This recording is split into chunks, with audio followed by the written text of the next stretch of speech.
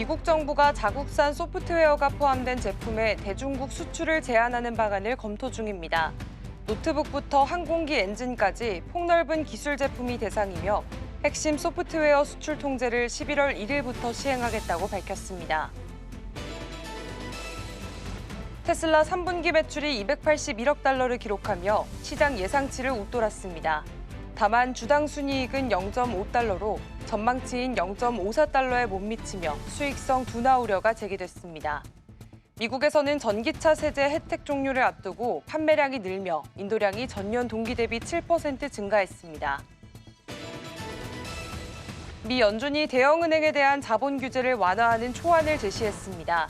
기존 19% 인상안에서 3에서 7% 수준으로 조정돼 은행 부담이 크게 줄어들 전망입니다. 업계는 이번 완화안으로 미국 은행들의 글로벌 경쟁력 회복이 기대된다고 평가했습니다.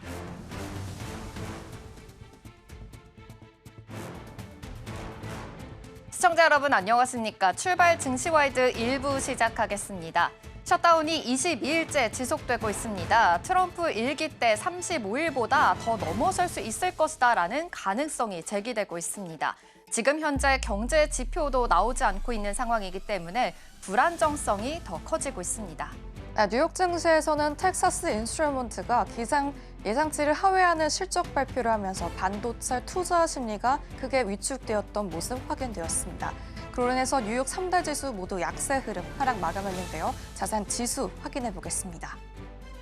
3대 지수 모두 약세 흐름 가면서 하락세로 마감했습니다.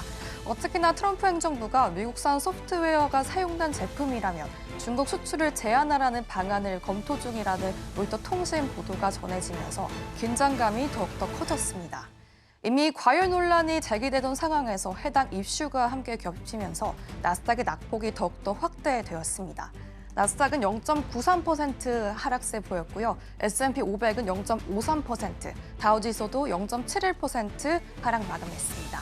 국채금리 살펴보겠습니다. 미국의 정부 셧다운이 오늘로 22일째로 접어들었습니다. 역대 두 번째로 가장 긴 기간 동안 셧다운이 계속해서 이어지고 있는데요. 이 셧다운이 하루빨리 풀리기를 바라며 경제 지표를 확인해보고 싶은 미 국채 시장이죠. 일단 이번 주 공개될 9월 CPI를 기다리며 국채 시장은 한산한 분위기를 이어갔습니다. 10년물 국채 금리는 0.23% 하락세 마감했습니다. 필라델피아 반도체 지수 2%대 급락했습니다. 이 엔비디아, TSMC 등의 반도체주들이 주가가 확실히 떨어지면서 급락했던 모습 확인이 되었습니다. 유가도 확인해 보겠습니다. 3%대 급등 마감했는데요. 이 미국이 전략 비축유 확대를 위해서 원유 구매에 나섰다는 소식으로 국제 유가가 급등했던 모습 확인되었습니다. 종목별 흐름도 살펴보겠습니다. M7 종목 전반적으로 빅테크 기업들이 부진했던 모습 확인되었습니다. 애플은 1.64% 하락했고요. 애플 같은 경우에는 아이폰 17 시리즈 호재 판매 소식이 있었지만 이 아이폰 에어 판매 부진으로 인해서 생산 축소하겠다는 소식이 전해지며 부진했던 모습 확인되었습니다. 엔비디아는 잠시 숨고르기 장세에 들어가며 0.49% 하락 마감했고요. 마이크로소프트는 0.56% 상승했고 아마존은 1.84% 상승 마감했습니다. 다음 화면 살펴보겠습니다. 알파벳의 주가는 0.49% 강보합권에서 마감했는데 이 구글이 양자 컴퓨터를 한층 더 실용할 수 있는 새로운 기술을 공개했습니다. 이 시장을 전반적으로 약세를 보였지만 알파벳만은 강보합권 흐름 가져갔습니다. 메타는 0.02% 소폭 상승 마감했고요. 이 테슬라는 0.82% 정규장에서 하락 마감했습니다. 이 테슬라의 경우에 3분기 매출 증가세를 회복하면서 역대 최대 분기 실적을 기록했습니다. 하지만 EPS는 예상치를 하회하면서 이 주가는 장 마감 이후에도 빠지는 모습 확인이 되고 있습니다. 이렇게 뉴욕 증시는 반도체 실적 부진 그리고 미중 기술 갈등 심화가 겹치면서 3대 지수 그리고 암호화폐 시장까지 모두 흔들렸습니다. 여기에 넷플릭스와 실망스러운 실적 그리고 테슬라의 기대치 못 미치는 EPS까지 겹치면서 이 대형 기술주가 동반 약세를 보였습니다. 다만 시장에서는 CPI 발표를 앞두고 있습니다. 이 물가 흐름에 따라 연준의 금리 경로가 다시 형성될 수 있는 만큼 단기적인 관망세가 유지되는 모습 확인되었습니다. 이 지표 결과에 따라 이번 약세가 단기 조정으로 끝날지 아니면 또 한 번의 방향성을 만들지 주목되고 있습니다. 네, 국내 시장 마감 분위기도 확인해 보겠습니다. 이 미중 정상회담 불발 경계감 그리고 북한의 탄도미사일 발사 우려로 이 장초반 약세를 보였던 어제 증시는 오후 들어서 저가 매수세가 유입되면서 결국에 상승 마감했는데요. 1.56% 상승하면서 3,883포인트에 마감했습니다. 또 한 번 역대급 최대치 랠리를 다시 한번 경신했던 하루였습니다. 이 종가 기준 6거래 연속 최고치를 경신했다는 점 참고해 주시면 좋겠습니다. 수급도 확인해 보겠습니다. 이 개인과 외국인은 팔자세를 보였고요. 반면 기관은 7천억 원 넘게 매수세를 이어가면서 이 코스피 상승 동력을 더했습니다. 다음으로 종목별 흐름도 살펴보겠습니다. 이 대부분의 종목들이 빨간불 켜면서 마감했습니다. 삼성전자는 1.13% 상승하면서 98,600원에 마감했고요. 이 반도체 업황 그리고 D램 가격 반등 기대가 주가 상승을 다시 한번 이끌었던 하루였습니다. SK하이닉스는 0.52% 상승했습니다. 이 AI 서버용 HBM 소요 증가세를 다시 한번 반영했고요.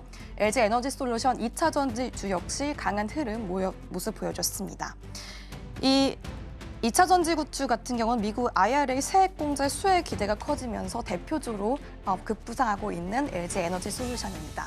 삼성 바이오지수는 2.53% 상승했습니다.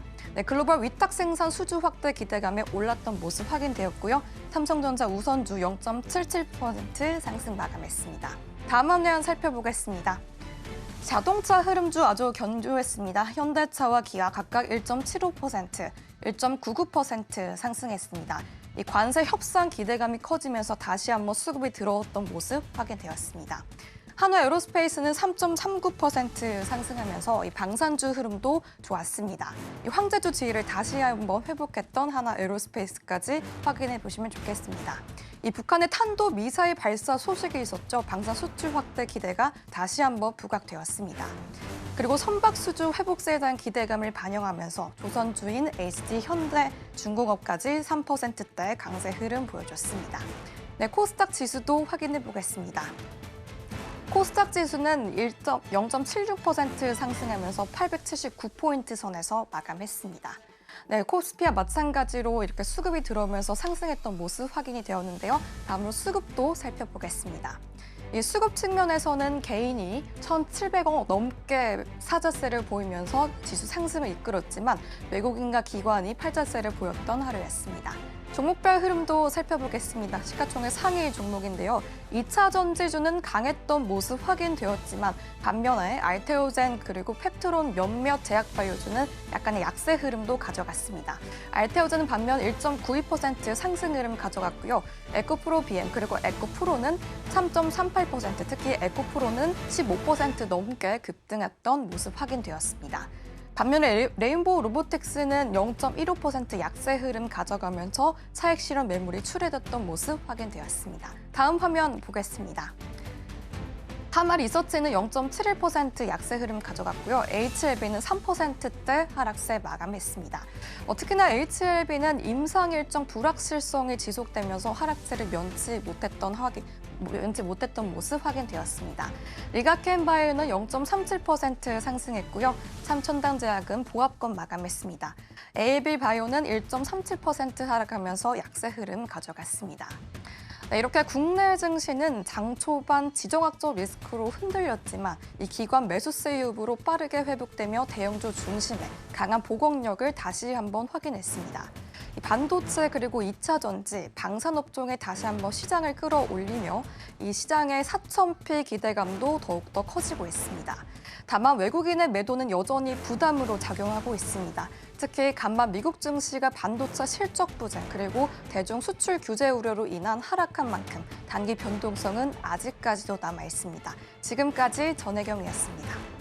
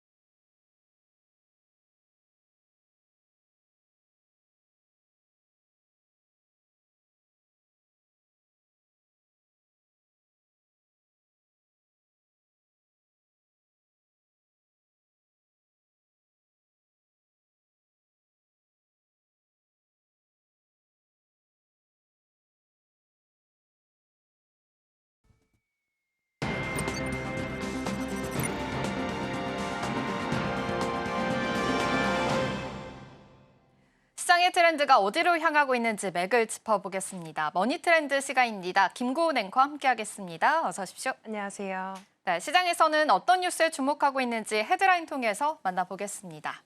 네, 세 가지 통해서 준비했습니다. 먼저 첫 번째로는 어제 삼성전자와 SK하이닉스가 HBM4를 실물을 첫 공개했죠. 관련해서도 자세하게 짚어보도록 하겠고요. 두 번째로는 NK트레이드 재현이 되려나라는 우려감이 좀 깊어지고 있는 양상입니다. 이 점도 짚어보겠습니다. 마지막으로는 월마트 XRP 소식까지 함께 짚어보겠습니다. 그럼 첫 번째 키워드입니다. 네, 어제 열린 세덱스 2025에서 삼성전자와 SK하이닉스가 나란히 차세대 메모리 HBM4 실물을 공개했습니다. 이를 두고 이제부터 본격적으로 메모리 주도권 경쟁이 시작되는 것이 아니냐라는 이야기들도 많이 나오고 있는 상황인데요. 이번 공개 시장에서는 어떻게 바라보고 있는지 현장 분위기 짚어보도록 하겠습니다. 네, 일단 이번 HBM4 공개는 AI 반도체 시장의 판도를 바꾸는 그런 시작점으로 볼 수가 있겠습니다. 삼성과 하이닉스가 같은 날, 같은 무대에서 HBM4 실물을 나란히 선보인 건 이번이 처음인데요. 이 HBM4는 기존 제품보다 데이터 전송 속도는 훨씬 빠르고 전력 효율은 크게 높아진 6세대 고대역폭 메모리입니다. AI 서버는 동시에 엄청난 양의 데이터를 주고받는데 이 과정에서 병목 현상이 자주 생깁니다. HBM4는 이 병목 현상을 풀어주는 역할을 하고요. 특히나 이번 제품은 AI 연산 속도를 크게 높이면서 도전력도 이제 소모는 줄였다는 게 가장 큰 장점입니다. 요즘 데이터 전력 사용이 급증하면서 효율이 업계의 가장 큰 화두가 됐습니다. HBM4는 이 문제를 근본적으로 해결할 수 있는 기술로 평가를 받고 있고요. 저도 어제 이 세덱스 2025 현장에 함께했습니다. HBM4 실물을 직접 보려는 업계 관계자들과 투자자 그리고 관람객들로 부스마다 인산인해를 이뤘습니다. 특히나 엔비디아의 차세대 AI 칩 루빈에 이 HBM4가 탑재될 가능성이 높다라고 알려지게 되면서 현장 분위기는 한층 더 뜨거워졌습니다.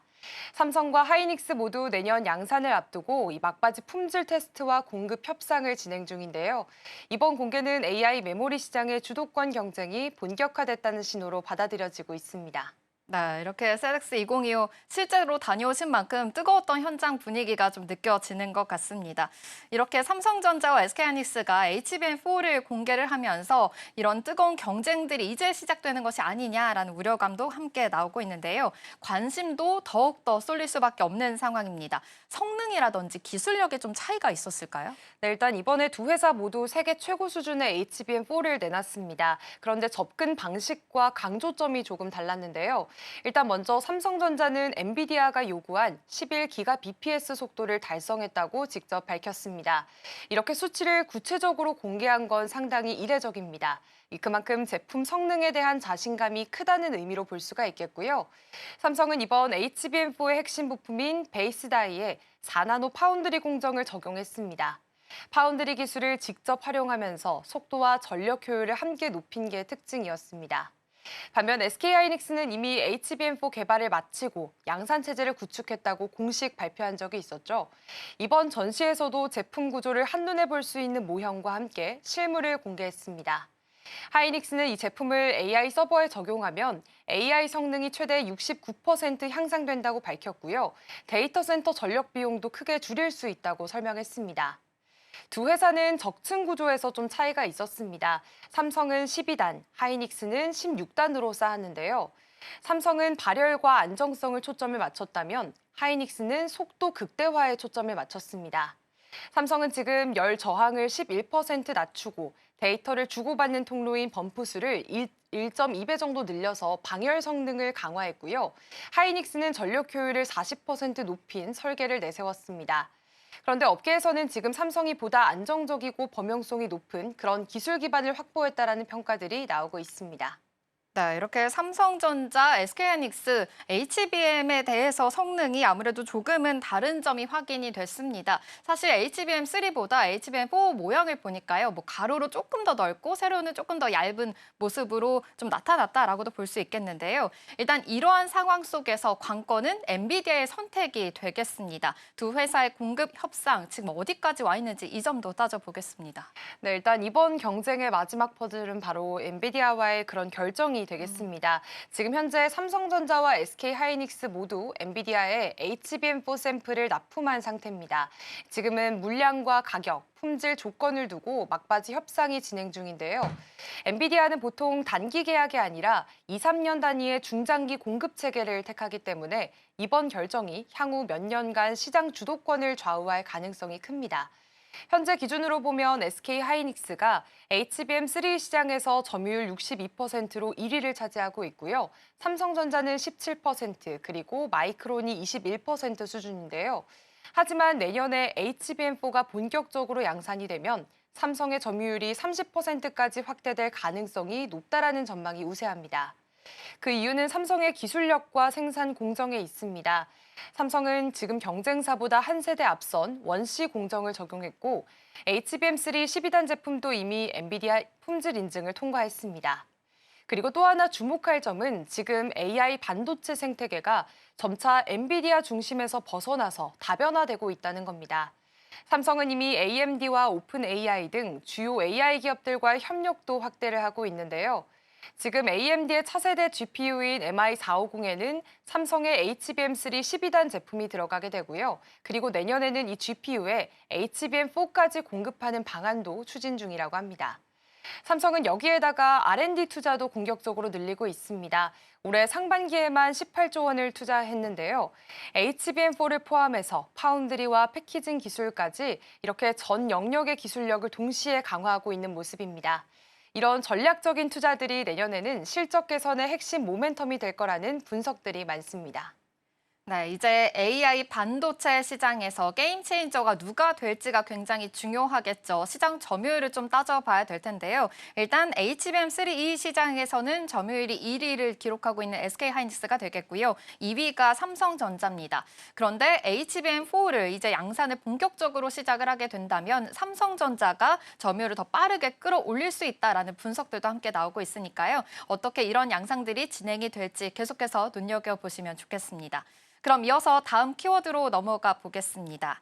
네, 일본에서 140년 만에 여성 첫 총리가 탄생을 했습니다. 바로 여자 아베로 불리는 다카이치 사나이 총리인데요. 취임 직후부터 바로 대규모 재정 확대라든지 통화 완화 기조 유지까지 시사하면서 엔화 약세에 대해서 계속 가속화하고 있다라는 발언을 내놓기도 했습니다.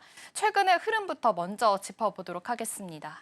네, 일단 지금 일본의 실질 금리가 마이너스 2.2% 수준으로 떨어졌습니다. 쉽게 말하면 일본 자산을 보유해도 물가가 오르는 속도를 따라가지 못해서 실질적으로 손해를 보는 상황이라는 건데요. 이 때문에 지금 전 세계 투자자들이 엔화를 빌려서 미국이나 유럽 같은 금리가 높은 나라의 자산에 투자를 하고 있습니다. 이걸 바로 엔캐리 트레이드라고 부르는데 예를 들어서 일본에서 싼 이자로 돈을 빌려서 미국 달러나 유로로 바꾸면 이자 차익을 얻을 수가 있습니다. 그 과정에서 엔화를 팔고 외화를 사게 되니까 자연스럽게 엔화 약세 압력이 커지게 되는 거고요. 실제로 최근 엔화 환율은 스위스 프랑이나 유로, 파운드 등 거의 모든 주요 통화 대비해서 사상 최저치 수준까지 떨어지게 됐습니다. 달러의 환율도 152엔 선을 돌파했는데요. 일본 니케이 신문은 지난해 8월 금융시장을 흔든 블랙 먼데이의 원인이었던 엔캐리 트레이드가 다시 부활할 수 있다고 분석을 했습니다. 결국 지금 시장 상황을 한마디로 정리하면 엔화를 빌려서 돈을 버는 시대가 돌아왔다는 겁니다. 이게 바로 최근 엔화 약세 가장 큰 이유이자 현재 글로벌 금융시장이 일본을 주목하는 이유기도 합니다. 네, 이렇게 엔캐리 트레이드의 우려감이 다시 불거지고 있습니다. 지난해 8월 기억하실 것 같은데요. 블랙 먼데이 이어서 굉장히 또 금융시장 전반적으로 충격을 주는 하루였습니다. 이러한 이 부활이 다시 될 수도 있다라는 우려감이 더 커진 것은 아무래도 이 사나이 총리의 등장이기 때문으로 볼 수가 있겠는데요. 엔화 약세 흐름이 이어질 수 있을 것이다라고 전망들이 나오고 있는 상황입니다. 그렇다면 이번 총리 등장으로 인해서 어떠한 영향을 주게 되는 걸까요? 네, 일단 이번 다카이치 총리의 취임은 사실상 아베노믹스 시즌2로 해석을 하는 사람들이 많습니다. 일단 다카이치 총리는 취임 직후에 일본은행은 임금 상승을 바탕으로 지속 가능한 2% 물가 상승을 달성해야 한다라고 말을 했습니다. 한마디로 돈을 풀어서 경기를 살리겠다라는 뜻인데요. 이런 흐름이 바로 시장이 말하는 다카이치 트레이드입니다. 핵심은 두 가지입니다. 일단 첫 번째는 재정 확대를 통한 경기 부양입니다. 즉 정부 지출을 늘려서 기업의 실적과 임금을 끌어올리고 소비를 자극해서 성장률을 높이는 방식입니다. 이 덕분에 일본 증시, 니케이 지수가 최근 5만 선에 근접을 하면서 사상 최고치를 눈앞에 두고 있고요. 두 번째로는 엔화 약세 유지 전략입니다. 엔화 약세는 일본 수출 기업들에게는 굉장히 큰 호재입니다. 특히나 자동차나 전자, 기계처럼 해외 매출이 많은 기업들은 엔화가 약할수록 수출이 늘고 또 이익이 커지는 구조이기 때문인데요. 그래서 지금 정부가 엔화를 강하게 만들 이유가 크지 않습니다. 결국에는 이 두 가지, 재정 확대와 엔저 유지가 지금의 다카이치 경제 정책을 이끄는 두 가지 축이라고 볼 수 있습니다. 물론 우려도 있습니다. 이런 정책이 너무 길어지게 된다면 물가가 과열되거나 국가 부채가 늘어날 수 있는 위험이 있다는 점인데요. 그래서 시장에서도 단기적으로는 주가 상승을 일으킬 수 있지만 중장기적으로는 인플레이션 부담이 커질 수 있다라는 양면적인 평가들이 함께 나오고 있습니다. 네, 이렇게 엔화로 돈을 빌리는 시대가 다시 왔다라는 전망들도 함께 나오고 있습니다. 두 가지 정책의 축으로 좀 해석을 해볼 수가 있겠는데요. 재정 확대, 엔저 유지입니다. 그렇다면 앞으로 엔화의 방향성도 궁금해집니다. 지금 일본은행 BOJ의 금리 결정도 곧 예정이 되어 있는 상황인데요. 추가 금리를 좀 인상할 가능성도 있을까요? 일단 지금 시장이 가장 주목하고 있는 건 바로 BOJ의 다음 행보입니다. 즉 금리를 올릴지 말지에 쏠려 있는데요. 현재 일본의 기준금리는 0.5%입니다. 일부에서는 이르면 10월 30일 BOJ가 금리를 0.75%로 소폭 인상할 수 있다는 전망들도 나오고 있습니다. 그런데 다만 대부분의 전문가들은 지금 설령 금리를 올린다고 해도 시장에 미치는 영향은 크지 않을 것으로 보고 있습니다. 이미 시장이 한 번 정도의 인상은 미리 반영해둔 상태이기 때문인데요. 그런데 오히려 금리를 동결할 경우에는 이야기가 달라질 수 있습니다. 그럴 때는 일본의 장기 금리가 더 오르고 엔화 약세 흐름이 더 강해질 가능성도 있습니다. 일부 전문가들은 연말까지 달러엔 환율이 155엔대까지 오를 수도 있다는 전망을 내놓고 있습니다. 특히나 다카이치 총리는 BOJ가 금리를 급격히 올리는 것에는 부정적인 입장을 갖고 있습니다. 지금처럼 재정 확대 정책을 추진하려면 금리가 낮은 편이 훨씬 유리하기 때문인데요. 여기에 새로 기용될 여성 재무상도 엔저를 인위적으로 막을 필요는 없다는 쪽에 가깝기 때문에 지금 정부와 일본은행 사이의 정책 엇박자 가능성도 거론이 되고 있습니다. 결국 BOJ가 큰 폭의 금리 인상에 나서지 않는 이상 엔화 약세 기조는 당분간 이어질 가능성이 높고요. 특히나 한국 원화도 엔화와 비슷한 방향으로 움직이는 경향이 있기 때문에 이 달러원 환율에도 일정 부분 영향을 줄 수 있습니다. 네, 일본의 첫 여성 총리 취임, 지금 정치적인 이슈를 넘어서서 경제와 금융시장 흐름까지 좀 바꾸고 있다라고 볼 수 있겠습니다. 재정 확대와 완화 기조가 계속되는 한 엔저, 그리고 일본 증시의 강세 흐름이 계속될 수 있다라는 전망들도 다시 한번 나오고 있으니까요. 함께 참고해 보시면 좋겠습니다. 그럼 이어서 다음 키워드로 넘어가 보겠습니다.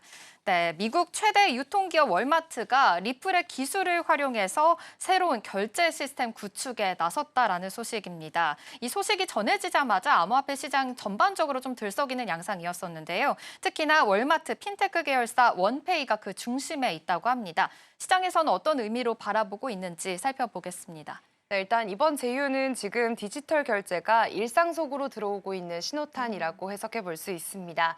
일단 월마트의 자회사인 원페이가 리플의 XRP 블록체인 기술을 활용해서 자체 결제 시스템에 리플이 발행한 스테이블 코인 리플 USD를 도입하려는 계획을 추진하고 있는데요. 이 프로젝트는 지금 시카고에 본사를 둔 디지털 자산 인프라 기업 제로해시와 함께 진행이 되고 있습니다. 쉽게 말하면 월마트의 결제 네트워크를 블록체인과 직접적으로 연결하는 구조입니다. 이렇게 되면 앞으로 원페이 사용자들은 앱 안에서 비트코인이나 이더리움, XRP 같은 암호화폐를 보유할 수 있고요. 그걸 바로 결제에 사용을 할 수 있게 됩니다. 예를 들어서 월마트 매장에서 쇼핑을 하거나 공과금을 낼 때 보유 중인 코인을 즉시 달러로 바꿔서 결제를 할 수 있는 방식인데요. 지금 월마트는 매주 1억 5천만 명이 이용하고 있는 세계 최대 유통망을 갖고 있습니다. 그렇기 때문에 이 서비스가 본격적으로 가동이 된다면 리플의 블록체인 결제 기술이 전 세계 실생활 결제 시장으로 확산되는 계기가 될 거라는 평가입니다. 전문가들은 이번 협력이 블록체인과 기존 금융의 경계를 허무는 결정적인 전환점이라고 평가를 내리고 있습니다. 네, 코인을 바로 즉시 달러로 바꿔서 결제할 수 있는 방식이다라고 볼 수 있겠습니다. 아무래도 월마트 입장에서는 최대 유통망을 가지고 있는 기업이기 때문에 이런 리플의 결제 방식이 이제 전 세계에 더 퍼질 수 있을 것이다라는 기대감도 같이 있는 것으로 보입니다. 이번 협력 시장 전체 분위기를 바꿀 수도 있을 것이다라고 해석들이 나오고 있는데요. 최근에는 XRP를 중심으로 해서 투자 심리라든지 시장의 흐름들이 달라졌다라는 분석들도 함께 나오고 있습니다. 이 점은 또 어떻게 바라봐야 할까요? 네, 사실 지금 암호화폐 시장이 조금은 떨어지고 있는 상황이긴 한데요. 그래도 이번 협력 소식 이후에 잠시나마 시장의 분위기는 달라지는 모습이었습니다. 그동안 암호화폐 시장은 금리 불확실성과 규제 이슈로 인해서 좀 전체적으로 좀 움츠러든 분위기였습니다.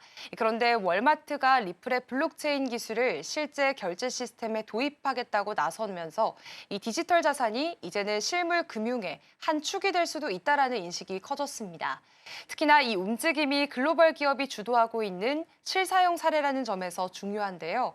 그동안 암호화폐는 투자나 또 투기 수단으로만 인식되는 경우가 많았습니다. 그런데 이제는 이 결제와 금융 인프라의 일부로 자리를 잡을 수 있다라는 가능성을 보여주게 됐습니다. 시장에서도 이런 변화가 심리적으로 좀 긍정적으로 작용하는 흐름을 보이기도 했습니다. 블록체인이 실제 경제 시스템에 들어오기 시작했다면 그 기술은 구조적인 변화다라는 평가가 나오고 있는 이유입니다. 그렇기 때문에 결국 이번 제휴는 리플뿐만 아니라 지금 암호화폐 시장 전체에도 실물 경제와의 연결이 가능하다라는 신호를 던졌다고 볼 수 있습니다. 네, 그런데 여기에서 월마트뿐만이 아니라 지금 리플이 최근에 미국 연방준비제도의 결제 태스크포스에도 합류했다라는 소식도 함께 들려왔습니다. 이건 또 어떤 의미로 바라봐야 할까요? 네, 일단 리플이 지금 블록체인 기업 가운데는 처음으로 미국의 공식 결제 정책 논의에 참여를 하게 됐습니다. 일단 리플은 최근 연준이 주도하는 신속 결제 태스크포스 운영위원회에 공식 합류를 했습니다. 이 위원회는 말 그대로 미국 내 송금과 결제 속도를 혁신하기 위한 정책 기구인데요. 여기에는 기존 은행들과 카드사, 결제 기업 등이 이 미국의 핵심 금융기관들이 대거 참여를 하고 있습니다. 리플은 이 자리에서 자사의 국경 간 송금 기술, 즉 리플넷 기반의 결제 솔루션을 제안하고 있습니다. 이미 일본과 인도, 아랍에미리트 같은 주요 금융권에서 리플의 송금망을 시범적으로 도입하고 있기도 한데요. 이런 배경 덕분에 연준이 리플을 공식 논의 파트너로 인정을 했습니다.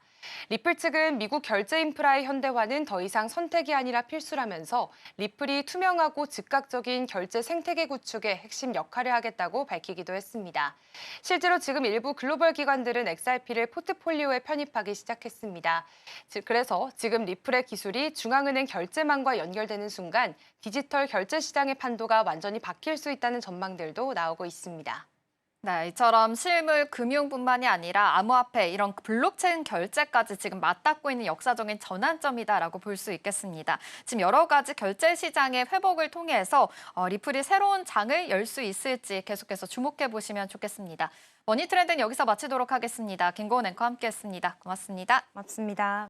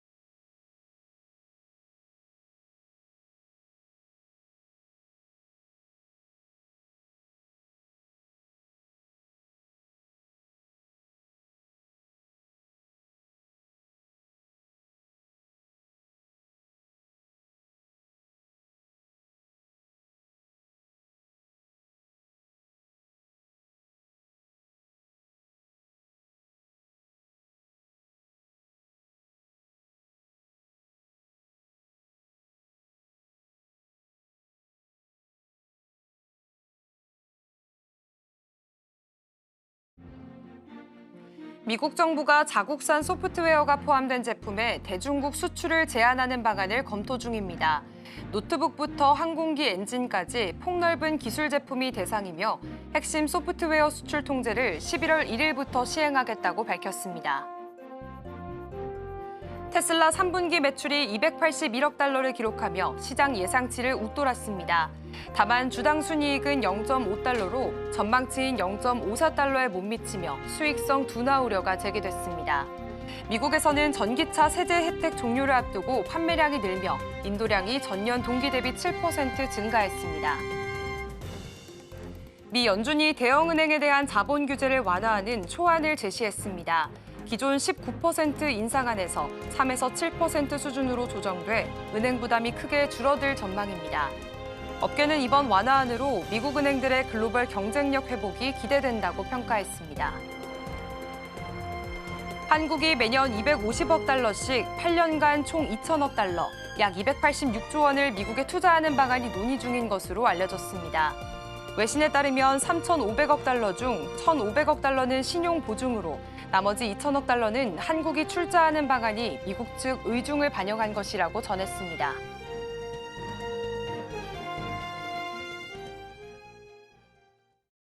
밤사이 있었던 뉴욕 증시 마감 상황과 국내 증시 마감 상황까지 함께 짚어보도록 하겠습니다.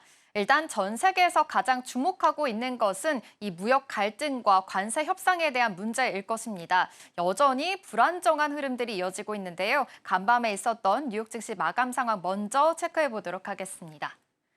네, 뉴욕 증시는 3대 지수 모두 하락으로 마감을 했습니다. 사실 어제까지만 하더라도 뉴욕 증시 1% 전부 다 반등하는 흐름을 가졌죠. 다시 우려되는 문제들이 많아졌기 때문입니다.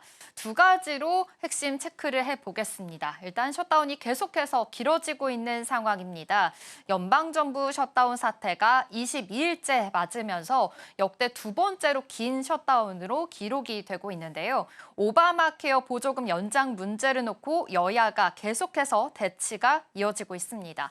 사태 해소까지는 상당한 시간이 걸릴 수 있을 것이다라는 전망이 다시 나왔습니다.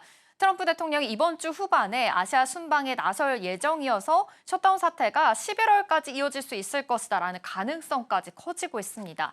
현재 이 상원 원내대표와 하원 원내대표 민주당에서 순방 전에 면담을 또 요청한 상황인데요. 그런데 트럼프 대통령이 이를 거부했다고 합니다. 이로 인해서 계속해서 셧다운의 이 우려들이 장기화될 수 있을 것이다라는 분석들이 나오고 있으니까요. 참고해 보시면 좋겠습니다.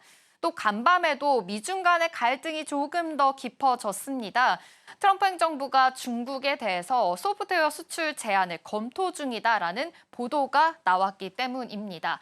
무역에 대한 불안감 다시금 커진 것으로 보입니다. 전반적으로 좀 투심이 얼어붙게 됐고요. 변동성까지 다시 확대가 됐습니다. 그로 인해서 금값, 안전자산 모두 좀 하락을 했다라는 점까지 함께 짚어보시면 좋겠습니다. 암호화폐 전반적으로도 같이 약세를 보였습니다. 이 밖에 이슈 먼저 체크를 해보겠습니다. 일단 트럼프 행정부가 이 노트북과 항공기 엔진, 미국산 소프트웨어가 사용된 다양한 수출품을 대상으로 해서 규제안을 논의하고 있다라고 전했습니다. 또 중국의 히토류 수출 제한 방침과 또 미국의 선박에 대해서 신규 항만 요금 부과까지 좀 대응한 조치다라는 점 함께 체크해 보시면 좋겠고요. 이번 검토 실제 정책으로 이어질 수 있을지는 좀 아무래도 좀 아직까지는 우려가 되는 부분이니까요. 이 점 계속해서 좀 뉴스들 팔로우를 하셔야 될 것 같습니다. 원유 살펴보겠습니다. 지금 미국 정부에서 전략 비축유 확대를 위해서 원유 구매에 나선다라는 소식이 들려왔습니다. 국제 유가 2% 이상 급등했는데요. 국제 유가가 최근에 오펙 플러스에서 지금 증산 이야기가 나왔죠. 공급 과잉이다라는 우려감으로 인해서 연일 급락하는 흐름을 가졌는데요. 5거래일 최저치까지 떨어지기도 했었죠. 하지만 이 같은 소식에 간만에 다시 반등을 해주는 흐름이었습니다. 이 점 같이 체크해 보시면 좋겠습니다. 베센튼 재무장관의 말도 있었는데요. 지금 현재 미국 경제 좋아 보인다라는 이야기했고요. 미국인들을 위해서 상당한 규모의 세금 환급이 있을 것이다라고 이야기했습니다. 또 CPI 지표가 다음 달이나 다다음 달에 하락할 가능성까지 있다라고 이야기 나왔는데요. 물가 지표에 대해서 지금 우려가 되고 있는 부분들은 있지만 이렇게 하락의 포지션을 잡고 있다라는 점은 어느 정도 경제가 견조하게 흘러가고 있다라고 분석을 해볼 수 있으니까 함께 참고해 보시면 좋겠습니다. 그리고 금요일 밤에 CPI 지표가 나옵니다. 계속해서 기다렸던 경제 지표이니만큼 어떤 숫자가 나오게 될지 계속 눈여겨보시면 좋겠습니다. 이 밖에 특징적인 흐름은 어떤 게 있는지 세 가지 통해서 살펴보도록 하겠습니다. 일단 IBM입니다. 네, IBM 실적이 나왔는데요. 예상치는 상회했지만 가이던스가 조금 실망감으로 나온 것으로 보입니다. 주당 순이익, 매출 모두 예상치 상회했지만 시간의 거래에서 지금 하락하고 있는 상황인데요. 제가 들어올 때만 하더라도 지금 시간에서 6% 빠지고 있는 흐름이 체크가 됐습니다. 역시나 매출 성장에 대한 전망들이 지금 실망을 하고 있다라는 점까지 함께 체크를 해보시면 좋겠습니다. 테슬라 실적도 나왔습니다. 테슬라 지금 계속해서 실적에 대해서 우려감은 있었는데요. 3분기 매출 증가세 회복에 따라서 역대 최대 분기 판매 실적을 기록했지만 순이익이 시장 전망에 미치지 못한 것으로 확인이 됐습니다. 지금 테슬라 4% 가까이 좀 빠지고 있으니까요. 이 점까지도 함께 포착해 보시면 좋겠습니다. 오클로도 보겠습니다. 오클로 간밤에 굉장히 많이 빠지는 흐름을 가졌죠. 13% 낙폭을 그렸습니다. 지금 매출이 없는 급등에 대한 부담이다라는 이슈와 함께 오클로 안에서의 불안정한 흐름들이 이어지고 있는데요. 원자력 부분에 대한 스타트업이죠. 지금 급등세에 대한 이 차익 실현이 나오고 있는 것으로 보이고요. 역시나 밸류에이션에 대해서 계속해서 우려감이 있으니까요. 이 점까지도 보시면 좋을 것 같습니다. 전반적인 분위기가 어제랑 달라졌습니다. 어제는 그래도 상승에 대한 분위기에 쫓겨 있다면 지금은 다시금 하락 포지션으로 바꿨다라는 점이 가장 특징적이겠고요. 셧다운에 대한 우려감이 계속해서 커지고 있으니까요. 이 점 포착해 보시면서 전반적인 흐름은 어땠는지 히트맵 통해서 살펴보도록 하겠습니다. 네, 역시나 좀 붉은 부분들이 많습니다. 특히나 인공지능 관련주들이 좀 동반 하락했다라고도 볼 수 있겠는데요. 소부장단에서도 전반적으로 좀 낙폭을 그렸죠. 어제 텍사스 인스트루먼트의 실적이 나왔습니다. 예상치에 좀 밑도는 실적이 나오면서 전반적으로 투시림이 얼어붙었다라는 점 체크해 보시면 좋겠습니다. 이 밖에 알파벳, 이 구글 주가 보겠습니다. 0.47% 반등하면서 상승을 했는데요. 올해 들어서만 70% 급등하는 흐름까지 가졌습니다. AI 수혜주다라고 급부상을 하면서 추가 상승에 대한 여력까지 계속 나와 있는 상황인데요. 간밤에 월가에서 이 수익률 상회다라는 의견까지 함께 내놨습니다. 목표가가 290달러까지 지금 목표가 유지하고 있는 상황이고요. AI 랠리는 이제 시작이다라고 밝힌 만큼 이 안에서의 랠리들 계속 눈여겨보시면 좋겠습니다. 이 밖에 테슬라 실적 조금 더 자세하게 들여다볼까요? 네, 3분기 매출 증가세 회복을 했지만 역대 최대 분기 판매 실적을 기록을 했습니다. 지금 순이익이 시장 전망에 미치지 못한 것으로 나타났기 때문인데요. 주당 순이익 0.50달러 나왔고요. 예상치가 0.54달러였습니다. 역시나 밑돌았다라는 점 확인을 해보시면 좋겠습니다. 이 가운데 자동차 매출 부문은 굉장히 좋았습니다. 212억 달러가 나왔는데요. 6% 증가한 배경입니다. 이렇게 기록적인 판매가 있었다라는 점은 미국 내에서 지금 전기차 구매세 공제 종료를 앞두고 소비자들이 혜택을 받기 위해서 차량 구매에 나섰다, 좀 서둘렀다라는 점으로 풀이가 되고 있으니까요. 역시나 자동차 판매는 늘었다라는 점 다시 한번 체크해 보시면 좋겠습니다.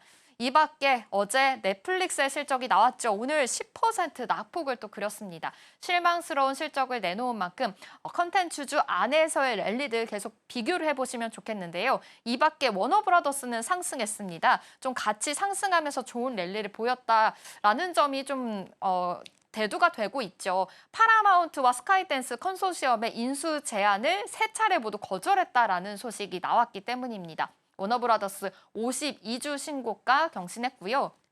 CEO도 굉장히 자신감을 내비치는 발언을 했습니다. 우리 포트폴리오 가치가 시장에서 높게 평가받기 시작한 것은 놀라운 일이 아니다라고 이야기했고요. 지금 최적의 전략지를 선택하기 위해서 검토를 시작했다라고 이야기한 만큼 워너브라더스 안에서의 주가 추이들도 눈여겨보시면 좋겠습니다. 이 밖에 유가가 오랜만에 그래도 다시 좀 반등을 해준 만큼 오일 관련된 종목들, 에너지 관련된 종목들 다시 반등해줬다라는 점까지 함께 체크를 해보시면 좋겠습니다.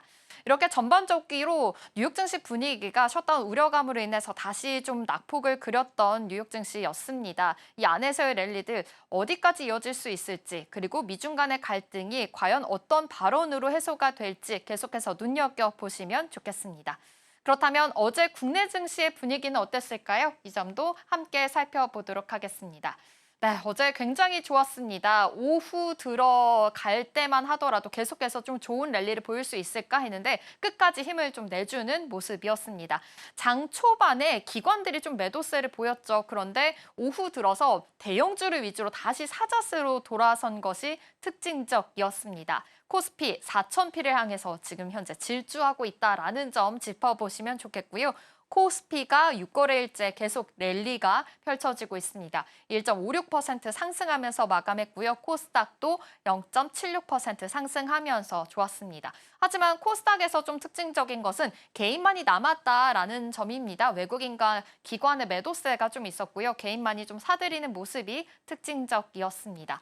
그럼에도 불구하고 반도체 대형주들은 여전히 강한 시세 흐름이 이어지고 있습니다. AI 테마를 중심으로 이 글로벌 증시 전반적으로 낙관적인 흐름들이 이어지고 있죠. 지금 현재 정부의 정책에 대한 기대감도 있는 것으로 보이고요. 무역 협상 개선에 대한 전망까지 함께 맞물리면서 저가 매수세가 계속 들어오고 있는 것으로 보입니다. 조금 빠질 때마다 저가 매수세로 다시금 반등해주는 흐름이다라는 점 다시 한번 짚어보면 좋겠습니다. 반도체 투톱 역시나 상승하면서 마감을 했고요. 정부 정책에 대한 기대감으로 인해서 어제 조선, 방산 전반적인 이 주도주 역할을 했었던 섹터들도 다시 반등을 해주는 모습이었습니다. 특히나 하나오션 9% 상승했고요. 현대로템도 10% 급등하면서 마감을 했습니다.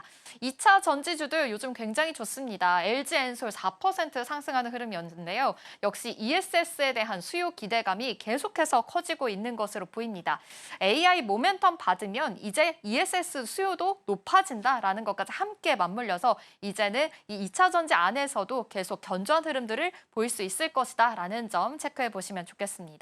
어제 LG화학도 13% 상승하면서 마감했는데요. 영국계 해치펀드의 주주 행동에 대한 이슈가 좀 불거졌기 때문입니다. 투자 심리를 좀 자극했으니까요. 이 안에서 화학주의 랠리까지 함께 짚어보시면 좋겠습니다. 이 밖에 AI 지금 계속 관심을 가지고 있는 모멘텀이니만큼 이 안에서의 어떤 이야기가 나올지가 굉장히 중요하죠. 어제 구윤철 경제부총리가 인공지능 도입으로 인해서 한국의 생산성, 경제 생산성이 이제 더 늘어날 수 있을 것이다라고 이야기했습니다. 생산성이 3.2% 늘어날 것으로 보고 있고요. 국내 총생산인 GDP 또한 최대 12.6% 높일 수 있을 것이다라고 이야기했습니다. 역시 AI 발전이 한국 경제의 유일한 돌파구다라고 강조한 만큼 AI 모멘텀들 계속해서 이어질 수 있을 것이다라는 전망들이 함께 나왔습니다. 그리고 어제였습니다. 한미 관세에 대해서 후속 협상을 위해서 다시금 좀 미국행으로 가는 모습이었는데요. 정부 협상당이 오늘 이제 미국에 도착하게 됩니다. 이 안에서 러트닉 상무장관을 만날 예정인데요. 어떤 이야기가 나오게 될지까지 계속 뉴스들 좀 팔로우를 하셔야 될 것 같습니다. 그리고 오늘 좀 이슈가 있죠. 금통이 오늘 열립니다. 금리가 결정이 어떻게 될지가 굉장히 중요하게 될 텐데요. 기준금리 3차례 연속으로 동결할 가능성이 더 커진 상황입니다. 사실 지금 상황에서 부동산 관련돼서 과열에 대한 우려감이 계속 있죠. 부동산 시장 재과열 우려로 인해서 지금 하는 입장에서는 금리를 동결할 것으로 유력한 상황이니까요. 오늘 어떻게 금리가 결정하게 될지까지 따져보시면 좋을 것 같습니다. 이렇게 전반적인 분위기 어제는 굉장히 좋았습니다. 연일 계속해서 잘 가고 있는 우리 국내 증시 오늘은 어떤 분위기로 출발할지 계속해서 눈여겨보시면 좋겠습니다. 그렇다면 어제 시장에서 조금 더 특징적인 흐름을 가진 종목이 있는데요. 바로 XR 관련해서 새로운 제품이 나왔기 때문입니다. 관련해서 자세하게 짚어보겠습니다. 네, 오늘의 키워드 확장현실 XR입니다. 현실과 가상을 넘나드는 몰입형 기술이다라고 볼 수 있겠는데요. 삼성전자가 본격적으로 XR 시장에 참전을 하게 됐습니다. 그동안 XR 시장이라고 하면 메타, 애플의 양강 체제였는데요. 이제는 삼성까지 같이 들어갔다라고 볼 수 있겠습니다. 갤럭시 SR이 어제 공개가 됐습니다. 이제 판도를 새롭게 바꿀 수 있을지가 굉장히 중요하겠죠. 삼성이 혼자 내지 않았습니다. 구글과 퀄컴까지 같이 글로벌 빅테크와 함께 연합으로 작품을 내놨습니다. 이 작품에 대한 프로젝트 이름이 프로젝트 무한이었는데요. 이 무한 안에서 갤럭시 SR이 탄생하게 된 겁니다. AI뿐만이 아니라 XR까지 결합한 차세대 몰입형 기기다라고도 볼 수 있겠습니다. 그렇다면 갤럭시 SR 어떤 기기인지 다음 장 통해서 살펴보겠습니다. 네, 삼성이 하드웨어를 맡게 됐고요. 구글이 OS와 앱 생태계를 맡게 됐습니다. 그리고 퀄컴은 칩셋에 대해서 지금 같이 담당을 하게 된 만큼 빅테크의 삼각 동맹이 이루어졌다라고 볼 수 있겠습니다. 칩셋 안에서는요. 퀄컴의 최신 칩인데요. 스냅드래곤 XR2 플러스 젠2입니다. 이 칩셋이 들어가게 됐고 디스플레이도 굉장히 좋아졌습니다. 4K 마이크로 OLED가 들어가고요. 화소도 굉장히 높습니다. 2900만 화소로 애플 비전 프로보다 훨씬 더 선명하다고 합니다. 무게도 부담이 훨씬 줄어들게 됐습니다. 장시간 착용하더라도 비교적 좀 부담이 줄 만큼 굉장히 다시 차세대 XR로서의 기기로서의 역할을 제대로 내놓았다라고도 볼 수 있겠죠. 운영체제도 보겠습니다. 삼성, 구글, 퀄컴이 공동 개발한 안드로이드 XR 플랫폼이 처음 적용됐다고 하는데요. 그 덕분에 구글에서의 지도, 포토, 유튜브 같은 기존 서비스들이 XR 환경에서도 그대로 작동이 된다고 합니다. 그러니까요, 스마트폰에서 쓰던 앱을 그대로 가상 환경에서도 볼 수 있다라는 점이 가장 특징적이다라고 볼 수 있겠습니다. 핵심은 AI 인터랙션입니다. 구글이 멀티모달 이 AI 제미나이와 함께 그리고 실시간 대화형의 AI 제미나이 라이브라고 하죠. 이 점이 같이 기본 탑재가 되어 있는 상황인데요.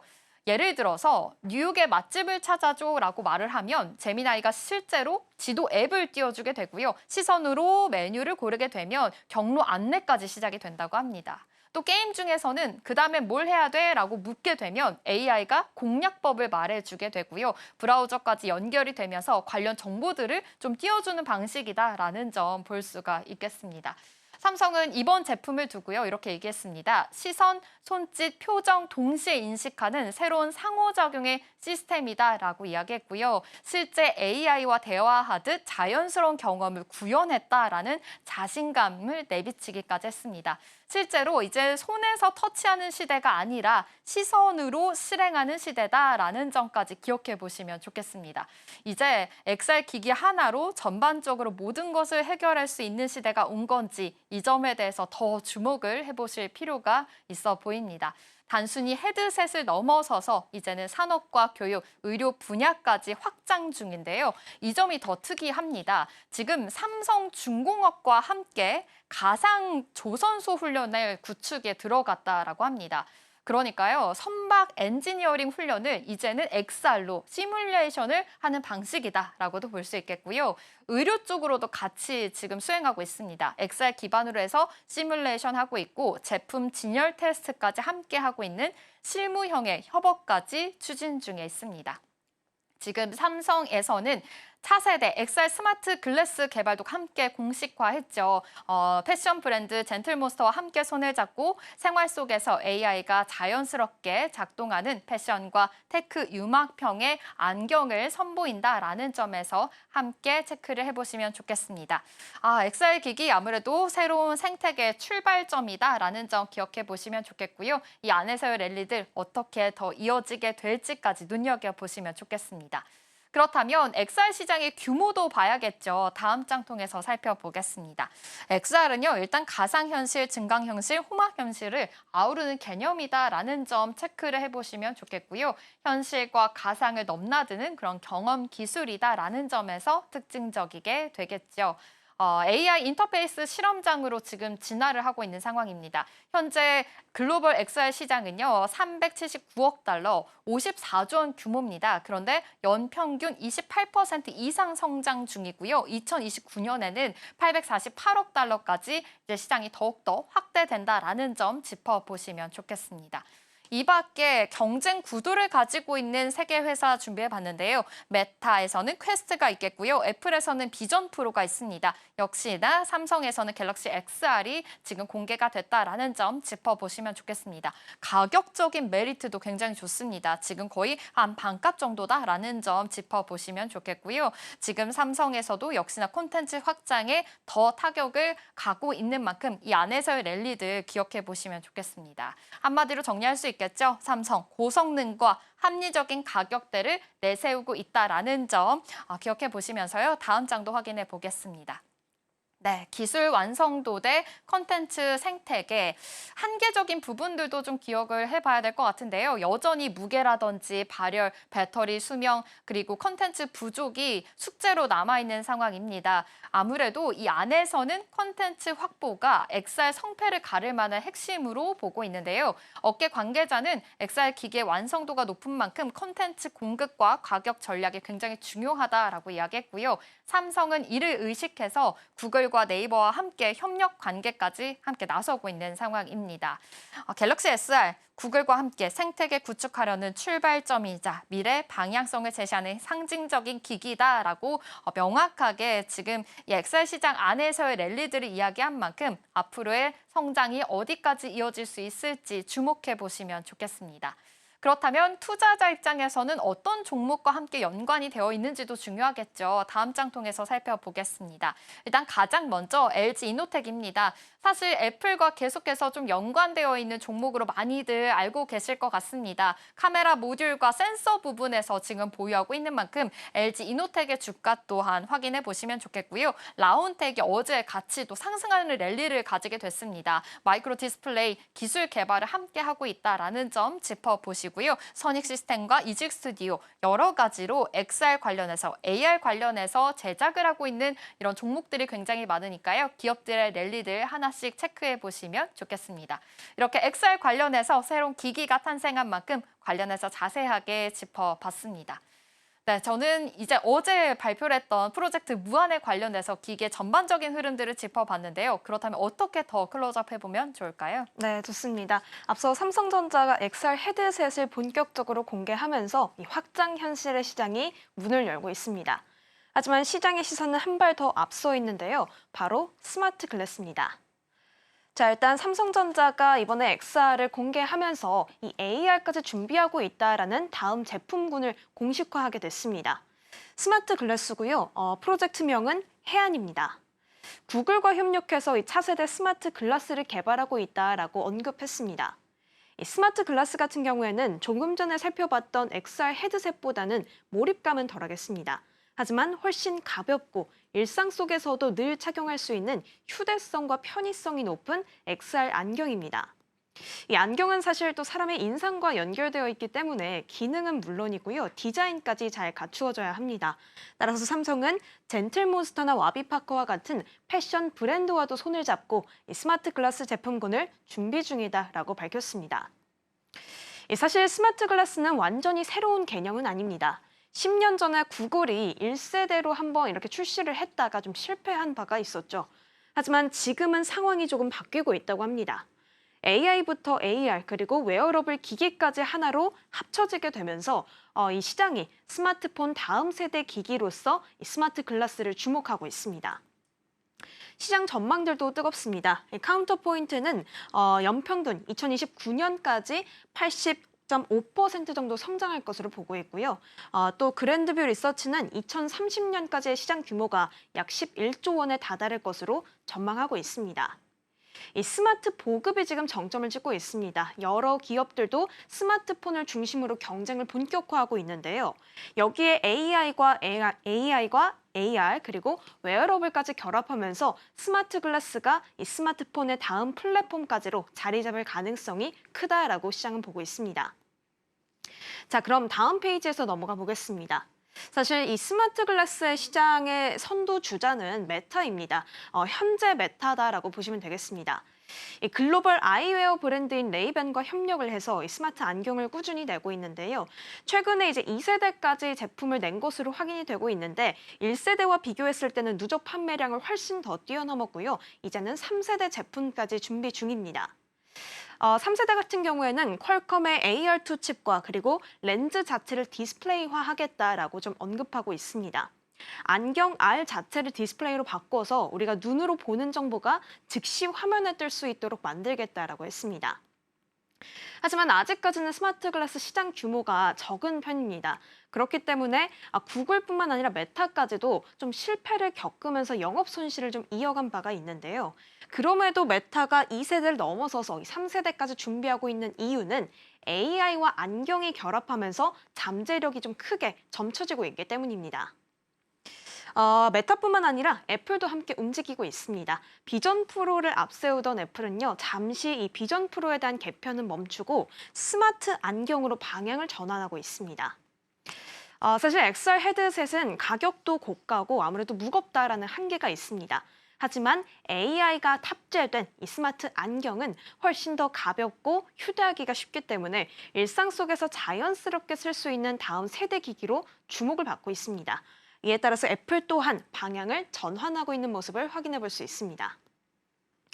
한편 중국 샤오미도 좀 빠르게 치고 오고 있습니다.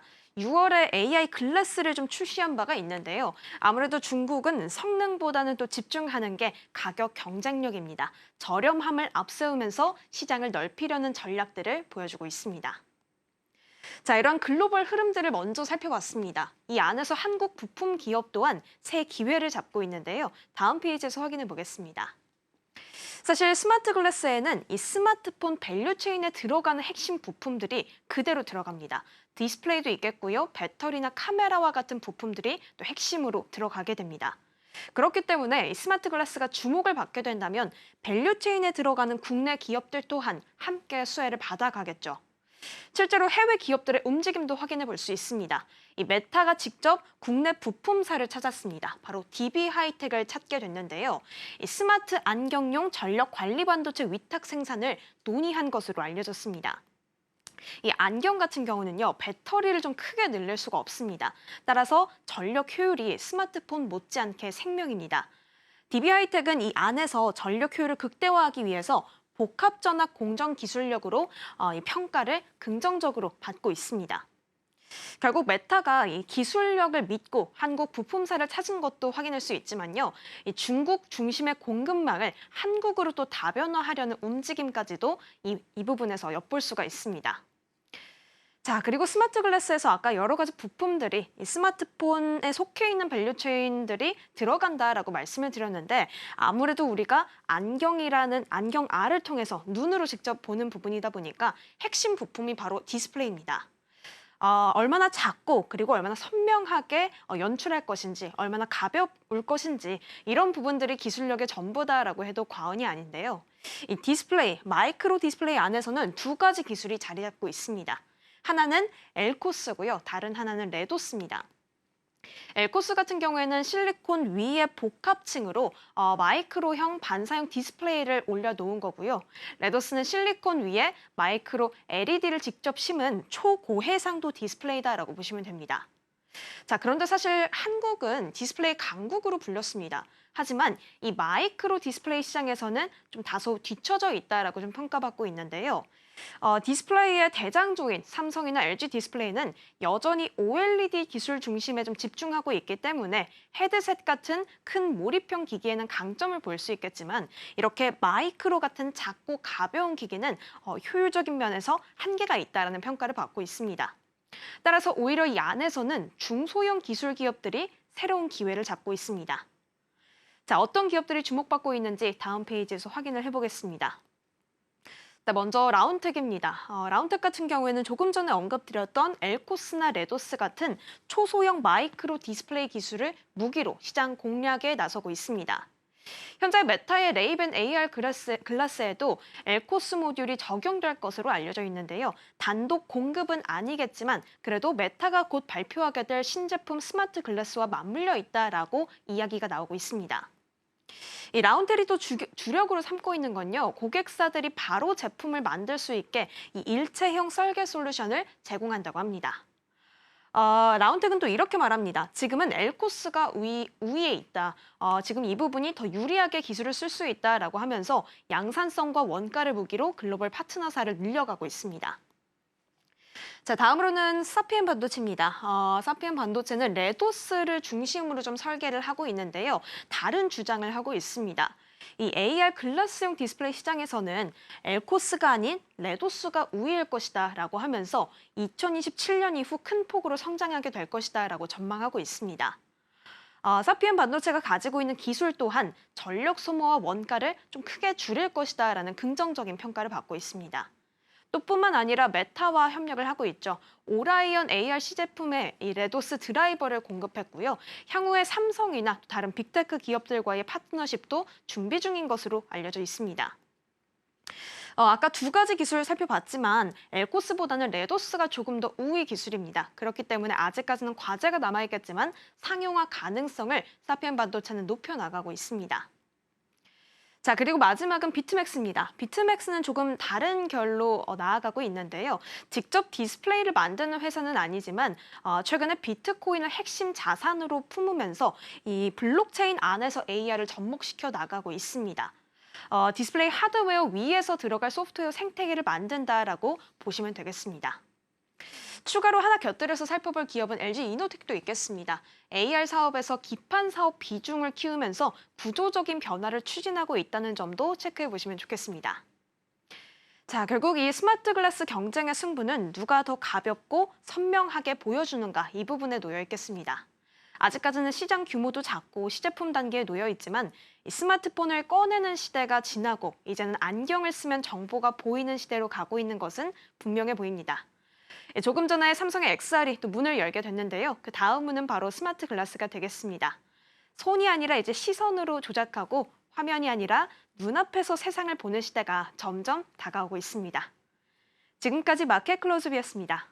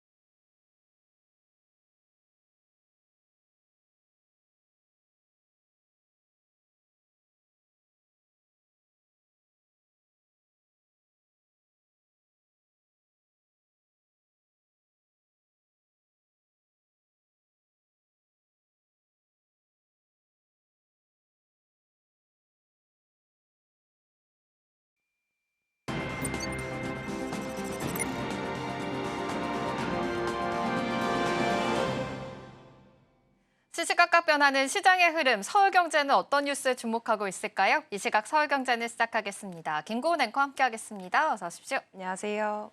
네, 시장에서는 어떤 뉴스에 주목하고 있는지 헤드라인 통해서 만나보겠습니다. 네, 세 가지 통해서 준비해봤습니다. 먼저 첫 번째 소식은 제가 브리핑에서도 전해드렸죠. 갤럭시 SR 소식 자세하게 짚어보도록 하겠고요. 두 번째 소식은 금값이 이제 연일 고공행진을 했었는데 이 거래일째 지금 급락을 하고 있습니다. 관련해서도 짚어보겠습니다. 마지막으로 카카오톡에 챗 GPT 탑재가 된다라는 소식까지 짚어보겠습니다. 그럼 첫 번째 이슈입니다. 삼성전자가 드디어 확장 현실 XR 시장에 공식 진입을 했습니다. 어제 공개가 됐죠. 갤럭시 XR이 발표가 됐는데요.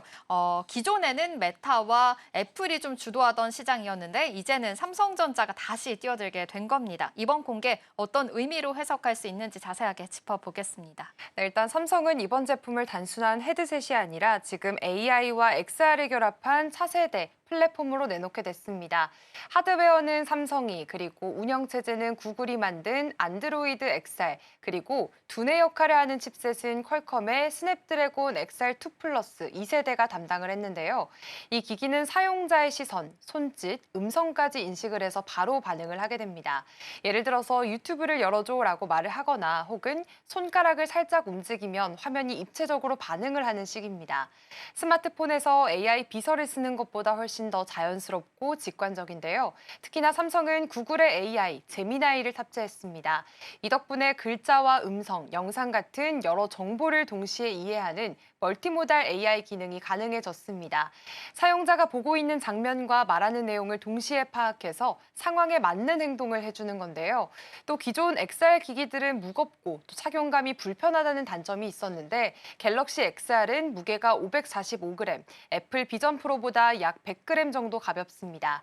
인체 공학적인 디자인으로 장시간 착용을 해도 피로감이 덜하다는 게 특징이고요. 삼성은 이번 제품을 두고 편의성과 AI 그리고 생태계까지 모두 담았다면서 새로운 경험의 플랫폼을 강조했습니다. 네, 역시 AI 기술과 결합한 또 XR이기 때문에 삼성전자의 강점이 더 드러나는 제품인 것 같습니다. 그런데 이미 지금 XR 시장에서는 애플과 메타가 지금 선점을 하고 있기 때문에 삼성의 강점이 더 필요할 것으로 보입니다. 지금 삼성전자가 내세우고 있는 차별화된 포인트가 또 있을까요? 네, 일단 이번 XR 경쟁은 결국에는 생태계 싸움입니다. 일단 삼성은 후발주자긴 하지만 전략은 아주 분명한데요. 바로 안드로이드 생태계 전체를 XR로 확장하겠다는 겁니다. 갤럭시 XR에는 구글과 함께 만든 안드로이드 XR 플랫폼이 처음 적용이 됐습니다. 이 덕분에 우리가 스마트폰에서 쓰던 구글 지도나 포토, 유튜브 같은 앱들이 그대로 XR에서도 작동을 합니다. 또 삼성은 자사 기기와의 연결성을 강점으로 내세웠는데요. 예를 들어서 갤럭시 폰으로 찍은 사진을 XR에서 3D로 보고 워치의 건강 데이터를 입체 그래프로 시각화할 수도 있습니다. 기존 기기들과 자연스럽게 연결되는 구조고요. 가격 경쟁력도 큽니다. 갤럭시 XR은 269만 원으로 애플 비전 프로의 절반 수준이고 무게는 더 가볍습니다. 콘텐츠 측면에서도 준비가 철저합니다. 지금 삼성은 다양한 글로벌 기업들과 손잡고 스포츠, 엔터테인먼트, 헬스케어 콘텐츠를 대거 확보했습니다. 결국 삼성의 차별화 전략은 하드웨어와 소프트웨어 그리고 플랫폼을 완전히 통합한 구조고요. 이건 지금 메타나 애플이 단독으로는 따라오기 어려운 부분이다라는 평가들이 많습니다. 네, 역시 삼성 지금 자사의 기기와 함께 연결성을 가질 수 있다라는 점이 가장 차별화된 포인트라고 볼 수 있겠습니다. 여러 가지 콘텐츠까지 보여줄 수 있다라는 강점도 보이고 있는데요. 이렇게 삼성다운 통합형의 전략을 세우고 있는 상황입니다. 그렇다면 이번 XR 기기를 통해서 삼성전자 앞으로 좀 어떤 방향을 그리고 있는지 이 점도 좀 궁금합니다. 네, 일단 이번 갤럭시 XR을 새로운 AI 생태계의 출발점으로 삼성은 바라보고 있습니다. 우선 소비자용뿐만 아니라 기업용 시장, 그러니까 B2B 분야로도 빠르게 확장을 하고 있는데요. 대표적인 사례가 삼성중공업과의 협력입니다. 이 두 회사는 갤럭시 XR을 활용을 해서 가상조선 훈련 플랫폼을 만들고 있습니다. 신입 엔지니어들이 실제 선박 엔진을 만지기 전에 XR로 미리 작업을 연습하고 안전하게 숙련도를 높일 수 있도록 돕는 겁니다.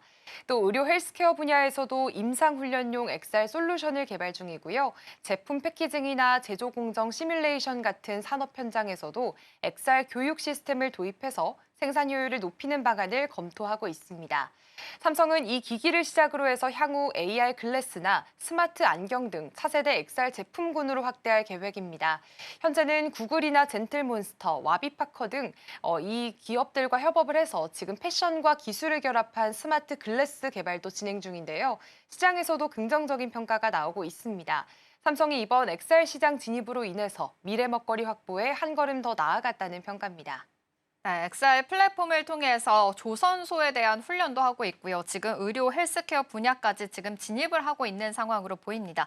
여러 가지 콘텐츠, B2B까지 확장을 하고 있는 상황이니까요. XR 시장이 얼마나 더 커질 수 있을지 계속해서 눈여겨보시면 좋겠습니다. 그럼 이어서 다음 키워드로 넘어가 보겠습니다. 네, 사상 최고가를 이어가던 국제 금값이 하루 만에 급락을 했습니다. 무려 12년 만에 최대폭의 낙폭이다라고 볼 수 있겠는데요. 며칠 전만 하더라도 안전자산 선호 심리로 인해서 금값에 대해서 계속 고공행진을 했었는데 지금 이렇게 갑자기 꺾인 이유가 있을 것 같습니다. 이유에 대해서 먼저 짚어보겠습니다. 네, 일단 지금은 너무 빨리 오른 데 대한 숨고르기라고 볼 수 있습니다. 일단 현지 시간 21일 뉴욕 상품거래소에서 12월 인도분 금 선물 가격이 온스당 4,109달러로 마감을 했는데요. 하루 만에 5.7%나 떨어졌습니다. 장중 한때는 6% 넘게 밀리게 되면서 2013년 이후 12년 만에 가장 큰 낙폭을 기록했습니다. 이유는 세 가지로 정리가 됩니다. 일단 먼저 너무 가파르게 올랐다는 점입니다. 올해 들어서 금값이 60% 넘게 급등을 하게 되면서 지금 단기 차익을 노린 투자자들이 이익 실현에 나서게 됐고요. 두 번째로는 미중 정상회담을 앞둔 분위기 변화입니다. 그래도 무역 갈등이 완화될 거라는 기대감이 조금은 커지게 되면서 안전자산인 금보다는 주식이나 달러로 자금이 옮겨가게 됐고요. 마지막으로는 지금 미국 기업들의 호실적 발표가 영향을 줬습니다. 기업 실적이 예상보다 좋게 나오면서 시장에서는 그래도 불확실성이 줄었다라는 인식이 퍼졌고 그만큼 금에 대한 투자 매력이 줄어들게 됐습니다. 결국 이번 하락은 단기 과열을 시키는 자연스러운 조정 국면으로 볼 수 있습니다. 다른 귀금속들도 비슷한 흐름을 보였는데요. 은 가격은 7%, 백금은 5% 넘게 하락을 하기도 했습니다. 네, 이렇게 너무 빨리 올라서일까요? 지금 금 가격이 지금 꺾이기 시작을 했습니다. 간밤에도 이 미중 간의 무역 불안감으로 인해서 다시금 흔들리는 시장 분위기 속에서 금 가격마저 하락했다라는 점 짚어보시면 좋겠습니다. 이렇게 금 가격이 급작스럽게 급락을 하게 된 것은 금 시장만의 일이 아닙니다. 여러 가지로 좀 같이 경제적인 이슈로도 확인해 볼 수가 있겠는데요. 채권 시장이라든지 한국은행의 금리 결정에도 아무래도 영향을 줄 수 있을 것 같습니다. 그리고 오늘 금통위에 또 일정이 같이 잡혀 있습니다. 이에 대해서도 영향을 미칠 수가 있을까요? 네, 일단 금값 하락은 사실상 시장 전체의 심리 변화를 보여주는 대목이라고 할 수 있겠습니다. 금이 대표적인 안전자산이잖아요. 그런데 이번에 금값이 급락을 했다는 건 투자자들이 이제는 불확실성이 조금 줄었다면서 위험자산으로 자금을 옮기기 시작했다는 뜻으로 해석을 해볼 수가 있겠습니다. 이런 흐름은 자연스럽게 채권 시장과 금리 전망에도 영향을 줍니다. 일단 실제로 요즘 국내 국고채 시장이 예민하게 반응을 하고 있는데요. 외국인 투자자들이 국고채를 팔아치우면서 이제는 국채가 계륵 같다라는 말까지 나올 정도입니다. 지난주에는 무려 5거래일 연속 순매도 그리고 1조 원이 넘는 물량이 시장에 쏟아졌고요. 이유는 간단합니다. 지금 금리 인하 기대감이 약해졌기 때문입니다. 당초 시장은 이번 10월 금통위에서 인하 가능성을 보고 있었지만 최근 들어서 서울 아파트값의 상승과 환율 부담이 이어지게 되면서 이번에도 동결할 가능성이 높다라는 쪽으로 분위기가 바뀌었습니다. 채권은 금리와 반대로 움직입니다. 그래서 금리 인하 기대가 줄면 채권 금리가 오르고 가격은 떨어지게 됩니다. 이번 금값의 급락도 같은 맥락에서 바라볼 수가 있는데요. 위험자산 선호도가 커지게 된다면 안전자산에 대한 수요가 줄고 그만큼 채권과 금 모두가 매력이 떨어지는 구조가 되겠습니다. 네, 이 가운데 그런데 흥미로운 거는 이런 상황 속에서도 각국의 중앙은행들이 지금 금을 여전히 사들이고 있다라는 점입니다. 금값이 다시 오를 수 있을 것이다라는 전망까지 세워봐도 괜찮을까요? 네, 일단 지금 흐름을 본다면 금값의 하방이 꽤나 단단하게 받쳐주고 있다는 점이 확인이 되고 있습니다. 세계금협회에 따르면 올해 1월부터 8월까지 전 세계 중앙은행들의 금 순매입량이 1,000톤을 넘었습니다. 3년 연속 1,000톤을 돌파한 건 사상 처음이고요. 그만큼 중앙은행들이 꾸준히 금을 사들이고 있다는 뜻입니다. 이제는 유로화를 제치고 지금 전 세계 준비자산 2위에 오르기도 했습니다. 특히나 중국이나 인도, 폴란드, 튀르키예 같은 신흥국들의 움직임이 두드러지는데요. 이건 단순한 투자라기보다는 이제 달러 중심 금융체제에 대한 위험 분산 전략으로 바라볼 수 있습니다. 미국의 부채가 점점 커지게 되면서 각국 중앙은행들이 달러에만 의존하기는 위험하다고 생각을 하고 있고요. 금으로 자산을 나누고 있는 구조적인 변화를 보이고 있습니다. 결국 금은 이제는 단순히 안전자산을 넘어서서 국가 간의 신용 질서의 기준, 즉 준기축통화로 복귀하고 있다는 평가들이 나오면서 실제로 골드만삭스는 이런 흐름을 근거로 해서 내년 금값 전망치를 온스당 4,900달러로 상향 조정을 했습니다. 즉 단기 조정은 있더라도 중장기적으로는 금값에 대한 상승세가 이어질 가능성이 크다는 의미입니다. 네, 그렇군요. 아직까지 금의 가치가 좀 견고하다라는 점 짚어볼 수가 있겠습니다. 단기 과열에 따른 조정이다라는 이슈가 더 많고요. 앞으로 매입과 그리고 달러 약세 흐름에 따라서 계속해서 그래도 금 가격은 오를 수 있을 것이다라는 전망들도 있으니까요. 이 점까지 보시면 좋겠습니다. 그리고 오늘 금통위의 금리 결정이 되는 날입니다. 지금 금리에 대해서 동결이 될 가능성이 더 높게 보고 있는데요. 이 점까지도 함께 확인해 보시면 좋겠습니다. 그럼 이어서 다음 키워드로 넘어가 보겠습니다. 네, 이르면 10월 28일부터 카카오톡 안에서 챗 GPT를 직접 쓸 수 있게 됩니다.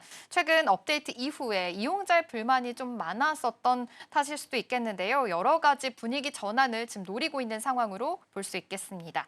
이번 챗 GPT4 카카오 어떤 서비스인지 먼저 짚어보겠습니다. 네, 챗 GPT4 카카오는 한마디로 카카오톡 안에 들어온 챗 GPT를 뜻합니다. 일단 카카오톡 상단에 챗 GPT 버튼이 새로 생기게 되고요. 누르면 대화나 검색, 이미지 생성, 파일 업로드를 바로 할 수가 있게 됩니다. 예전처럼 앱을 따로 켤 필요가 없이요. 톡 안에서 챗 GPT를 불러서 바로 쓸 수가 있는 겁니다. 예를 들어서 친구랑 여행 얘기를 하다가 주말에 비 올까라고 물어보면 AI가 바로 검색해서 알려주고요. 일정표나 이미지도 만들어서 공유를 할 수 있습니다. 이번에 적용되는 모델은 최신 GPT-5로 텍스트는 물론이고 이미지도 인식하고 또 생성할 수 있습니다. 또 카카오 에이전트 기능을 통해서 카페 예약해줘 하면 AI가 지도 검색과 예약까지 자동으로 처리를 하게 되고요. 그리고 또 지금 카카오의 자체 AI 카나나 나노는 대화 맥락을 이해해서 먼저 일정이나 정보를 추천해주기도 합니다. 카카오는 이를 통해서 AI를 일상에 녹이는 플랫폼으로 발전하겠다는 계획입니다. 네, 지금 카카오톡이 국내에서만 이용자가 월 5천만 명이라고 합니다. 그 정도로 지금 이 서비스가 상용화가 되게 된다면 굉장히 파급력이 높을 것으로 보입니다. 그런데 지금 시점이 좀 절묘합니다. 김범수 창업자가 무죄 선고를 받은 상황인데요. 이번 판결 카카오 AI 산업에 좀 영향을 미치게 될까요? 어떤 의미로 해석해 볼 수 있을까요? 일단 이번 무죄 판결이 카카오의 분위기를 좀 완전히 바꿔놨다고도 볼 수 있겠습니다. 일단 서울 남부지법은 지난 21일 김범수 창업자와 또 카카오 그리고 카카오 엔터테인먼트 모두에게 무죄를 선고했는데요. 법원은 검찰이 주장한 시세 조종 증거가 부족하고 매수 방식도 조작으로 보기 어렵다고 판단을 했습니다. 이로써 3년 넘게 이어졌던 법적 불확실성이 사라지게 됐고요. 카카오는 다시 투자와 신사업에 속도를 낼 수 있는 환경을 되찾았습니다. 특히나 조만간 공개되는 챗 GPT-4 카카오가 그 회복 흐름의 첫 신호탄이 될 것으로 보여지고 있습니다. 네, 그렇다면 이제 카카오가 어떤 방향으로 사업을 확장해 나갈지가 궁금한 상황인데요. AI뿐만이 아니라 금융이라든지 이젠 블록체인까지 더 나아갈 수 있다고요? 네, 맞습니다. 일단 이번 무죄 판결로 인해서 카카오는 AI와 금융, 블록체인 이렇게 세 축에 다시 한번 속도를 내고 있습니다. 일단 먼저 금융 부문부터 보면 카카오는 카카오뱅크의 최대 주주입니다. 만약 유죄였다면 대주주 자격이 박탈될 뻔했지만 이번 판결로 인해서 안정적으로 지위를 유지할 수 있게 됐습니다. 그리고 이제는 원화 스테이블 코인 프로젝트에도 탄력이 붙었습니다. 카카오뱅크나 카카오페이를 중심으로 송금이나 간편 결제 서비스에 블록체인 기술을 접목한다면 이 디지털 금융 생태계를 키우겠다라는 구상을 내놓고 있고요. 또 지금 내부적으로도 조직 효율화가 진행 중에 있습니다. 연말까지 80곳 수준으로 감축할 계획이라고 합니다. 정신화 대표는 이제 다시 성장 궤도로 돌아서겠다면서 자사주 매입 등 주주 가치 제고에도 힘을 쓰고 있다고 밝혔습니다.